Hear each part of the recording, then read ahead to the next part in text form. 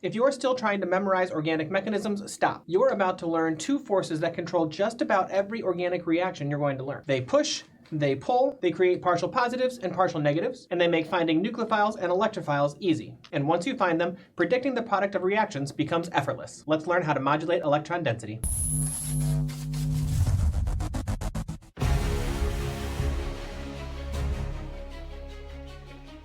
Hey there, OChemNinjas. Before we start talking about modulating electron density, let's define some of our terms. Modulate means to change, to push, to pull, to make bigger or make smaller. And when we talk about electron density, if we look at a molecule, it's got the atoms and bonds, and it's got an electron cloud around it, but that electron cloud is not spread evenly distributed across the molecule. Some atoms have more electron density, they're hot spots concerning electron density, and some atoms have less electron density, they're cold spots. We have computer programs that will make a heat map of a molecule with red hot spots for where there's excess electron density and blue cold spots where there's lacking electron density. How does the electron density build up in one area and lack in another area? There's really only two ways to modulate electron density in a molecule, and they are induction and resonance. Let's talk about what those mean. Induction modulates the electron density in a molecule through the sigma bonding network, through the single bonds. We see these most often with electronegative elements and polar bonds. If I have a molecule that contains a bromine atom, this carbon-bromine bond is polarized. The electrons are not shared equally in this bond. And the reason for that is we're modulating the electron density around this molecule through induction, through the sigma bonding network. The bond is polarized towards bromine, so bromine has a partial negative charge, and the electrons are pulled away from carbon, so carbon has a partial positive charge. The inductive effect pulls the electron density towards bromine and away from carbon. And in fact, this bromine has an impact on elements other than just this carbon. This hydrogen is also impacted by this polar bond. The hydrogen's not directly attached to the bromine, but the bromine is still causing the hydrogen to be electron poor. It will also have a partial positive charge.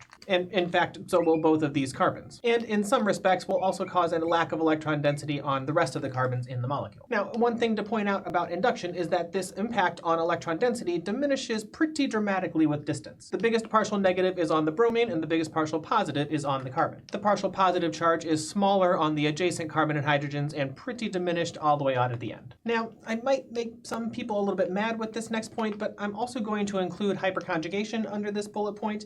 Hyperconjugation and induction are not the same thing, but they're close enough in concept that I'm going to leave hyperconjugation under induction. I'm not suggesting hyperconjugation is a type of induction, and I'm not suggesting they're synonyms. The other way to modulate electron density in a molecule is through resonance, through the pi bonding and lone pair network. This isn't a video about polar bonds or resonance, but I have links in the description down below if you'd like to learn more. In resonance, we use the conjugated pi electrons to move electron density around a molecule. In this molecule, there's a full negative charge on oxygen, but through resonance, we can take this lone pair and make a pi bond and break this pi bond to form a new lone pair. That will form a new resonance contributor. And we could do the same thing again, dropping the lone pair to make a pi bond and breaking the pi bond to form a lone pair. There are three valid resonance contributors for this molecule. If I look at the resonance hybrid for this molecule then, there are partial pi bonds all along the conjugated system, and there is a partial negative charge on the oxygen and two of the carbons. We can see these partial negative charges plotted out in our various resonance contributors. Resonance is a powerful way to move electron density around a molecule. The only ways to modulate electron density in an organic molecule is through induction or resonance. But to predict the extent to which they modulate the electron density, we need two more terms. The first is electron withdrawing group. An electron withdrawing group pulls electron density away from part of a molecule towards itself, causing a lack of electron density on that other part of the molecule. Electron withdrawing groups can pull that electron density towards themselves either through induction or resonance. And the other term is electron donating group. An electron donating group takes some of its own electron density and pushes that electron density towards another part of a molecule. That builds up an excess electron density on that other part of the molecule. The good news is this is all highly predictable. If I create a table of electron withdrawing and electron donating groups and whether they modulate electron density through induction or resonance, I can put a variety of functional groups in this table. Then when I see those functional groups in a molecule, I can immediately know whether they are pushing or pulling electron density around the molecule. Examples of groups that are electron withdrawing through induction include oxygens, nitrogens, and halogens. They also include carbonyls, or really any carbon-carbon pi bond, including benzene rings. These groups modulate electron density in a molecule. They're electron withdrawing groups. They pull electron density towards themselves and away from others through induction. Examples of groups that are electron withdrawing through resonance include the carbonyl,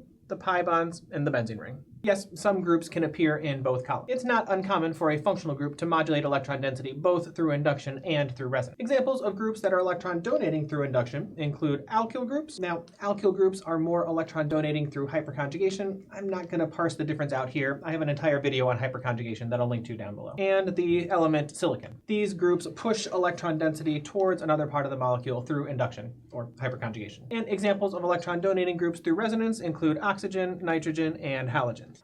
Now wait, I know what you're thinking. How are these groups electron withdrawing through induction but electron donating through resonance if they're the same group? It kind of seems like the two effects are in conflict. And it is in conflict, but it's very common and we see it all the time. Let me make 2 points to help clear this up. First, all organic molecules are impacted by induction. There's always a sigma bonding network in the molecule that we can push and pull and modulate electron density through induction. Only some molecules are impacted by resonance. Not every molecule has a conjugated pi system where we can push and pull electron density through resonance. But point number 2, if they are in conflict with each other, then resonance wins. Resonance is a much more powerful modulator of electron density than induction is. So if we have a molecule with an oxygen that's electron withdrawing through induction and electron donating through resonance, the ability of the oxygen to donate electron density through resonance will win. We will consider that group a net electron donating group through resonance. Let's look at a few examples. Carbonyl alpha protons are acidic. They're one of our functional groups in pKa land, and they have a pKa of around 20 or so, depending on what carbonyl you're dealing with. But why are alpha protons acidic? They look like regular boring alkyl type protons, and they look like they should have a pKa of around 50. But the alpha protons are adjacent to the carbonyl. That's what it means to be an alpha proton. The protons on the carbon adjacent to the carbonyl. And carbonyl groups are electron withdrawing groups through induction. They're electron withdrawing through resonance too, but we can't draw any resonance that involves these protons. And because the carbonyl is an electron withdrawing group, it's causing a buildup of electron density around the oxygen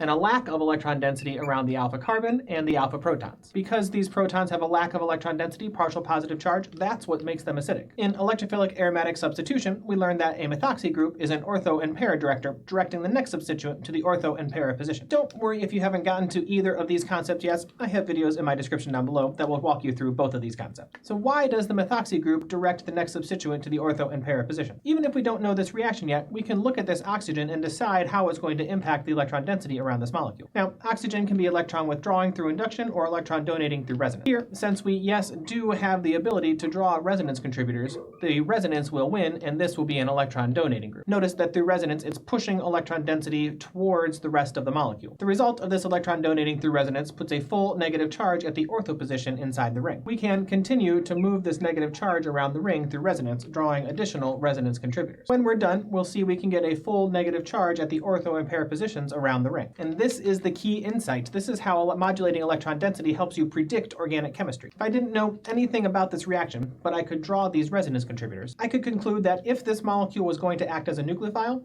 it would act as a nucleophile at these ortho and para positions where there's a buildup of negative charge density. I may not know why or what the product is going to be, but I can predict something about the reactivity of this molecule just by knowing about electron withdrawing and electron donating groups. Organic chemistry is a predictive science. Our goal is to look at a couple of molecules and predict the future. To do that, we need to find nucleophiles and electrophiles so they can react. And the way we can find those nucleophiles and electrophiles is by looking at the electron withdrawing and donating groups in the molecule to plot out the electron density.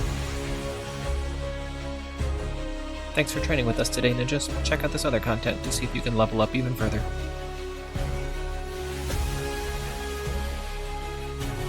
As always, don't forget to like and subscribe.